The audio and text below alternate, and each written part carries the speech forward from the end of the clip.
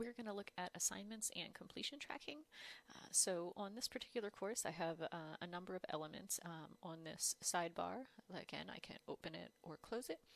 It has my list of activities. So this is our quick activities block. So as we build elements within our course, it will auto-complete this. And so since I have a couple assignments, I could click on assignments and I could see what I have here.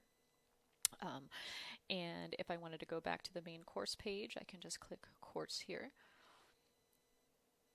So with this, any of the assignments that I have, I can look at them there. I can also, with my edit mode on, which it is on up here, I can scroll down and I could do add an activity or resource and put in an assignment. So here in our add an activity and a resource, we have activities and resources. So, and then I also starred some of them so I can have kind of a quick button to access some of these. So I do have assignment here.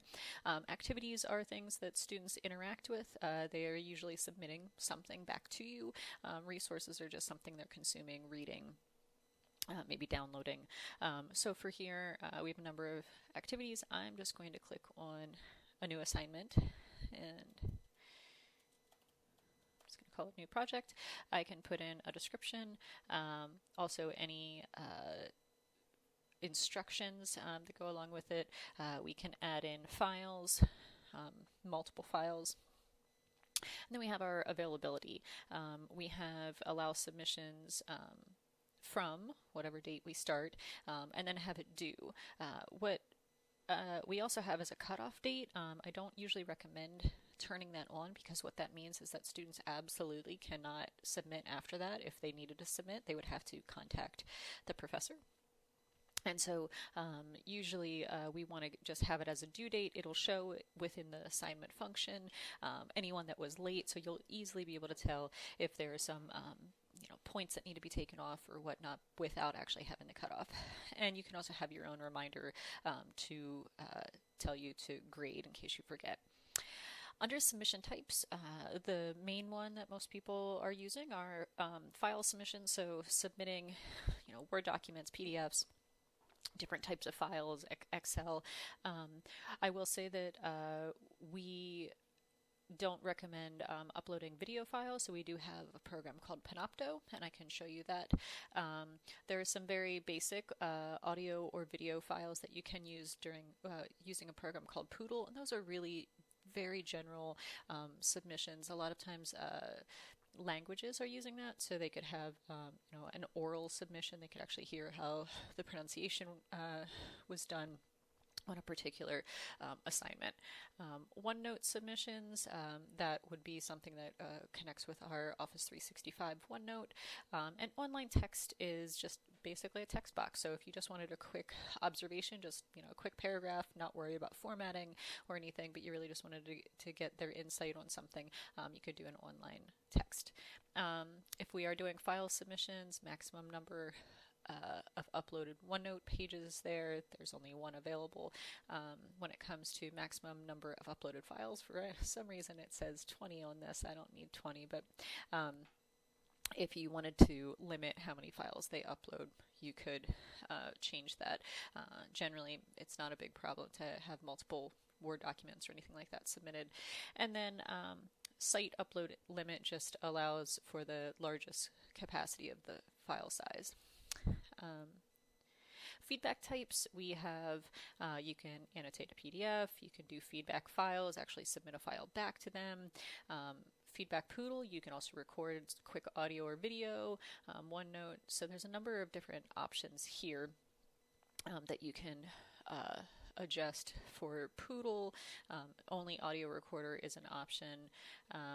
Do you want to be able to allow them to download it? No, yes.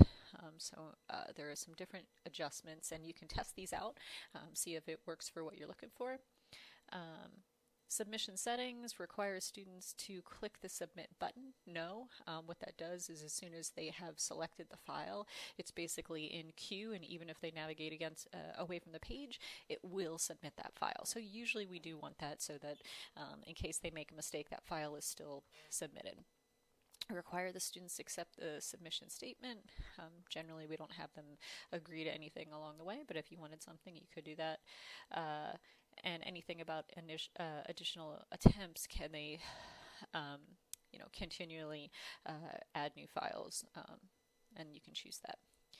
We do have the ability of having a group submission, so if you are having a group project, I can show you later on another video how to set up groups, but then once you have those groups set up, you can say, yes, I do want to have them submit with a group, require group to make the submission, requires all group members to submit, so generally we want to have like one person within the group submit, and then it counts for all of them.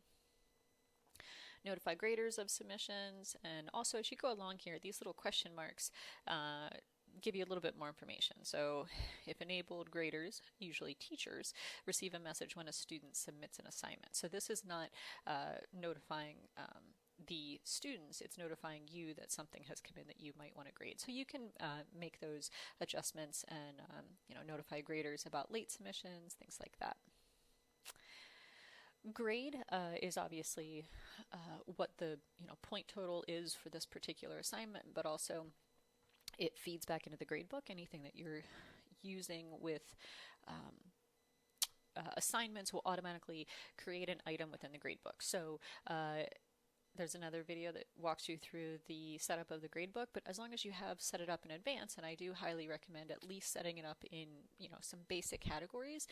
I have grade categories already in here, and these are my predefined specific ones. Now, obviously, I have some ones I was just playing around with. I have 2 for papers, but I could say that I wanted this to be exams. And then I could have the maximum total amount. Simple direct grading, just you're giving a point total. You can have a grading guide, and you can have can structure your own rubric, so it can get much more in depth. Common module settings generally don't need that. Restrict access and activity completion go hand in hand. On the course front page under settings, you have to turn on activity completion for the whole course first, which I did turn it on for this one. And so there's 2 elements. One is completion tracking, and again we have those question marks that give you a little bit more information. If enabled, activity completion is tracked either manually or automatically based on certain conditions.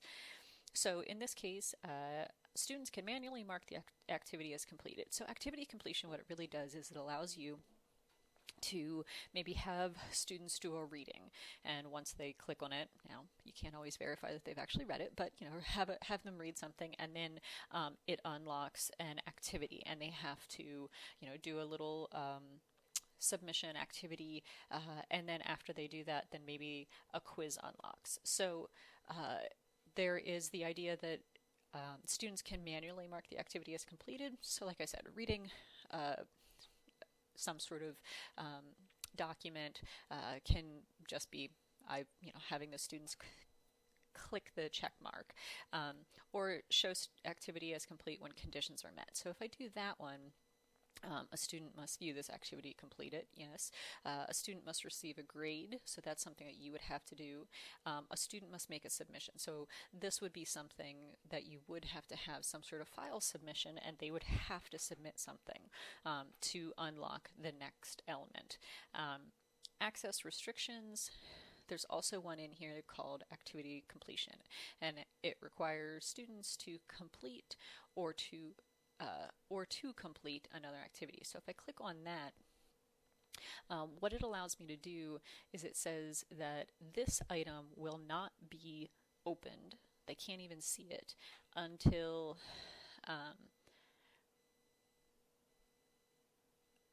assignment 1 must be marked as complete. So if I add that in, then I can have it so that this assignment will not be available until they have already submitted assignment 1 and it's been marked as complete, or you could say it has to be a passing grade, so on and so forth. And so I could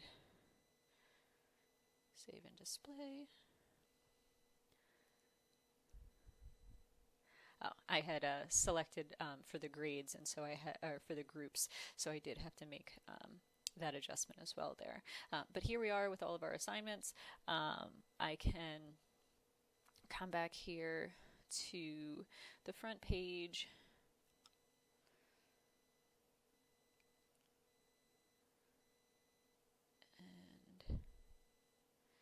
Under sub 2, so this is my new assignment, and it does say not available unless the activity assignment 1 is marked as complete. I could make a submission, I could view it, so I could do a number of different things in here. Additionally, on course completion, when you are on your course, if you click on more, there is course completion. So we were just looking at an assignment, and we had already turned on activity completion. So this is more of a higher level. If you actually wanted to have a number of different elements that would then at the end say that yes, you have completed the entire course, all conditions have been met. So you can go through here, and it will give you options for different things that are activities, and you could select everything. Activity completion must be set for an activity to appear in the above. Condition requires all selected activities to be completed. So there's a number of different elements within here that you can make adjustments. So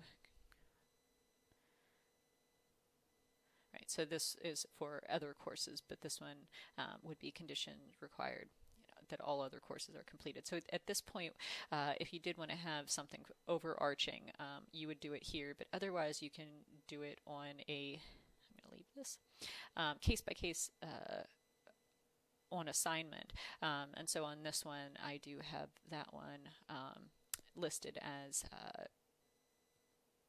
being part of activity completion. So something else will not unlock until they have this open. So if I go back to sub 2, as you can see, once again, not available unless activity 1 is marked. So I would have to find activity 1 or assignment 1, and also it would say mark as done. If I click the edit mode off, it does give me this view like what a student would see, but I can also switch my role and say that I'm going to do a student view.